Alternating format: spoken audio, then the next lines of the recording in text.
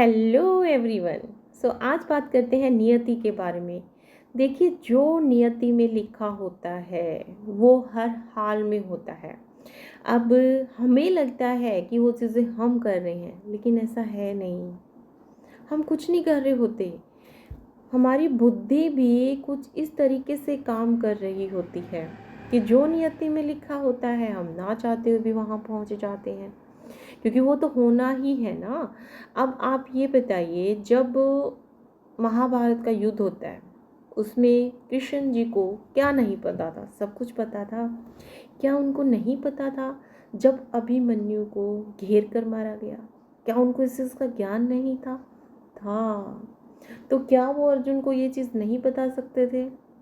पर नहीं, वो भी क्या कह रहे हैं कि मैं तुम्हारे साथ हूँ, पर नियति मैं नहीं बदल सकता। नियति में जो भी चीज़ है वो तो होकर ही रहेगी। हम हमारी लाइफ में एक हमेशा जब भी कोई सुख आता है, दुख आता है, हमें लगता है इसको हम रिजोल्व कर सकते हैं सिर्फ एक तरीके से। देखो, जो दुख और सुख का जो टाइम है ना, वो तो अगर हमारी नियति में है तो हमें भोगना ही होगा, बट काफ़ी हद तक वो हमारे ऊपर भी डिपेंड करता है। एक होता है इंटरनल दुख, एक होता है आउटर दुख। हम जैसे कि फॉर एग्ज़ाम्पल घर के अंदर कोई चीज़ पड़ी हुई थी, मान लो बच्चे ही खेल रहे थे और बड़ा कोई अंदर आ गया और उसके पैर पे लग गया, चोट लग गई। एकदम से हम क्या करेंगे? चीखेंगे, चिल्लाएंगे और कहेंगे किसने ये चीज़ यहाँ डाली, इसकी वजह से मुझे ये हो गया। इतनी देर में मान ली घर में कोई दूसरा सदस्य आ गया, वो पूछेगा आपसे कि क्या हुआ, इतना गुस्से में क्यों हो? तो हम क्या जवाब देंगे? तुझे नहीं पता, तेरे से क्या मतलब है, मुझे इतनी चोट लग गई है, ये कहीं पर भी कोई भी चीज़ पड़ी होती है, इनको तो कोई अक्ल ही नहीं है।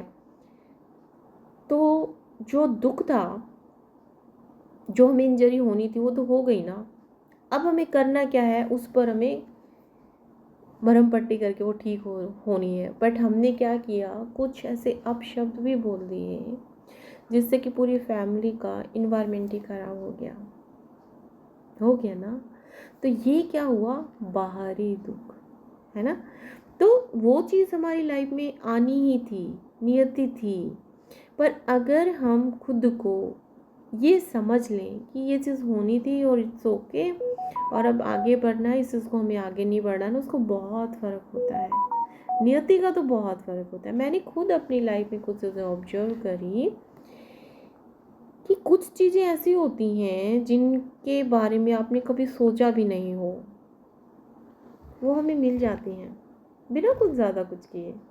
और जिसके बारे में आप बहुत ज़्यादा सोच सोच के कोशिशें किए जा रहे थे, वो आपको कभी मिलती ही नहीं है, क्योंकि नियति नहीं है ना।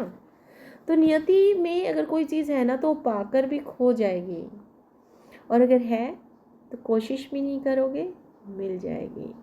इम्पोर्टेंट थिंग क्या है? अब कई लोग ये भी बोलेंगे कि फिर तो कोई कर्म ही ना करो। नहीं, कर्म तो करना ही पड़ेगा, क्योंकि जो पिछले हम कर्म करके आए हैं ना, उससे तो ये नियति बनी हमारी। अब हमें एक दृष्टा बनकर उन सब चीज़ों को देखते हुए, दुख है, सुख है, ये भी निकल जाएगा।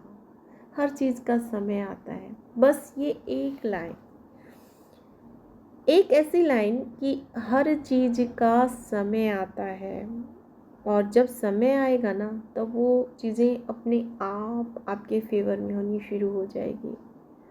ठीक है ना?